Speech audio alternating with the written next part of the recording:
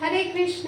তো আজকে দেখো গোলা রুটি এটা গোলা রুটির মধ্যে দেখো থিকনেসটা দেখো, জাস্ট এইটা হচ্ছে গোলা রুটি। তা গোলা রুটি দেখো কড়াই থেকে কিভাবে ধোয়া বেরোচ্ছে, ক্যামেরাটা কি ধরা পড়ছে, কিন্তু এটা কিন্তু প্রচণ্ড হিট। গোলা রুটি যদি ভালো মতো তুলতে হয় তাহলে প্রচণ্ড এরকমভাবে হিট করতে হয়, ঠিক আছে।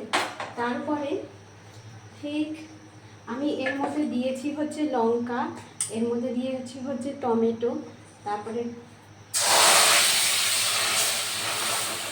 রুটি করার কিন্তু একটা পারফেক্ট টেকনিক আছে, সেটা হচ্ছে কড়াইটা প্রচণ্ড হিট করতে হবে, তারপরে আবার সেটাকে লো করে দিতে হবে। লো করে দেওয়ার পর তারপরে ওর মধ্যে আমরা গোলা রুটির যে ব্যাটারটা আছে সেটা ঢালবো। ঢালার পর তারপরে ওটা মিডিয়াম আঁচে দিতে হবে, তবে কিন্তু তোমার গোলা রুটি খুব ভালো হবে, ঠিক আছে, কড়াই থেকে ছাড়বে। আমি আগে প্রথম যখন গোলা রুটি করতাম একেবারেই হতো না। তো তারপর আমি যেখানে স্কুলে টিচারই করতাম সেখানে একজন আমাকে বলল যে গোলা রুটি এরকমভাবে করতে হয় না দিদি, তুমি এরকমভাবে করো।